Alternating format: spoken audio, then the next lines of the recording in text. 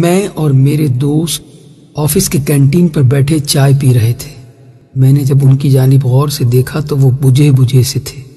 وجہ پوچھی تو کہنے لگے، مجھے آج مرے ہوئے 3 سال ہو گئے۔ میں نے نظریں اٹھا کر ان کی آنکھوں میں دیکھا، جہاں اس جملے کے ساتھ ہی دنیا بھر کی نقاہت اتر آئی تھی۔ پھر کہنے لگے، میں ہمیشہ سے بدتمیز رہا۔ بچپن میں اسکول جاتے ہوئے ضد کرتا، کھانا کھاتے ہوئے ضد کرتا، نخرے کرتا، یہ نہیں کھانا، وہ نہیں کھانا۔ مجھے نہیں یاد کہ 5ویں کلاس تک میں نے اپنے ہاتھ سے نہایا، کھانا کھایا ہو، کپڑے پہنے ہو یا جوتوں کے تسمے بند کیے ہوں۔ باپ، بہن اور بھائی کی محبت مجھے نہ مل سکی۔ پرائمری اور مڈل اور پھر میٹرک تک یہی عادت رہی کہ رات کو سونے سے پہلے کتابیں، کاپیاں، بیگ، غرض تمام چیزیں ادھر ادھر بکھری چھوڑ کر سو جاتا، مگر صبح آنکھ کھلتے ہی دیکھتا کہ تمام چیزیں بہت سلیقے سے بستے میں پڑی ہوئی ہیں اور میرا بیگ بڑی نفاست سے میز پر رکھا ہوا ہے۔ مجھے لاکھ بار کہا جاتا کہ دودھ پی کر سونا، مگر میں نہیں پیتا تھا۔ لیکن جب صبح اٹھتا تو لبے شیریں، منہ کا ذائقہ بدلا ہوتا۔ پہل تو پتہ نہیں چلتا تھا، مگر آہستہ آہستہ پتہ چل گیا کہ رات کو نیند میں ہی دودھ پلا دیا جاتا تھا۔ رات کو کبھی آنکھ کھلتی تو دیکھتا کہ بارش ہو رہی ہے اور مجھ پر کمبل ڈال دیا گیا ہے تاکہ سردی نہ لگے۔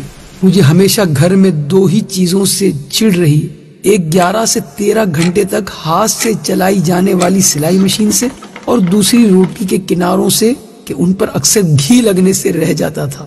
مگر روٹی کے وہ سوکھے ٹکڑے جو میں اتار دیتا تھا، نہ تو کبھی گھر سے باہر فروخت ہوتے ہوئے دیکھے اور نہ ہی کوڑا دان میں کبھی نظر آئے۔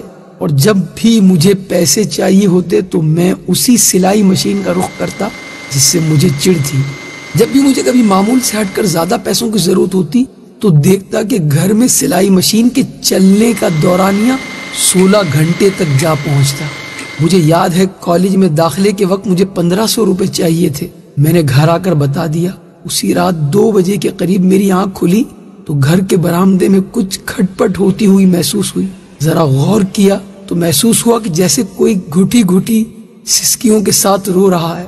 چپکے سے برآمدے میں جا کر دیکھا تو موٹے شیشے کا چشمہ لگائے میری ماں جانے کب سے مشین میں دھاگا ڈالنے کی مسلسل کوشش کر رہی ہے اور ساتھ ساتھ آنسو بھی گر رہے ہیں۔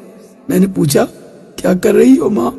ماں نے چونک کر میری طرف دیکھا اور جلدی سے آنسو صاف کرتے ہوئے چہرے پر مسکراہٹ سجاتے ہوئے بالکل صاف آواز میں کہنے لگی، وہ سامنے والی سریا کی بھائی کی شادی ہے تو اس نے کہا کہ صبح تک 2 سوٹ سلائی کر دو، اس لیے بیٹھی ہوں، لیکن دھاگا سوئی میں نہیں ڈل رہا۔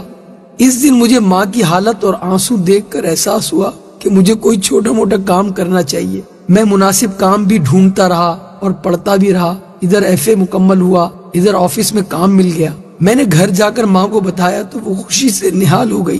فوری شکر پارے لا کر محلے میں بانٹ دیے۔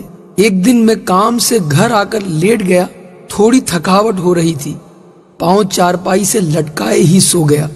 جب اٹھا تو دیکھا کہ خلاف معمول آج نہ جوتے میرے پاؤں سے اترے تھے اور نہ ہی کھانا بنا تھا۔ ماں کو آواز دی، ماں ماں اے ماں اے ماں، ماں اٹھیے، بھوک لگی ہے۔ چیخ چیخ کر رویا، 1000 منتیں کی، مگر شاید ماں اب کے بعد اٹھنے کے لیے نہیں سوئی تھی۔ ماں کے بعد وہ گھر چھوڑ دیا، گویا قبرستان لگتا تھا۔ ادھر دیار غیر میں آ کر اپنا سارا کام خود ہی کرتا ہوں تو سوچتا ہوں کہ میں نے کبھی چیز کی خدمت نہ کی اور نہ کبھی آسائش و سکون اسے دیا۔ وہ میری ماں تھی، نوکرانی نہیں تھی۔ یہ کہتے ہوئے میرے اس دوست کے 2 موٹے موٹے آنسو اس کے رخساروں پر بہنے لگے۔ اللہ تعالیٰ میرے اور جن کے بھی والدین حیات ہیں سب کے والدین کو ایمان اور صحت کے ساتھ خوش رکھے۔ ماں بڑی نعمت ہے، اس کی قدر کیجیے۔ ماں بڑی نعمت ہے، اس کی خدمت کیجیے۔ ماں بڑی نعمت ہے، اس کا احساس کیجیے۔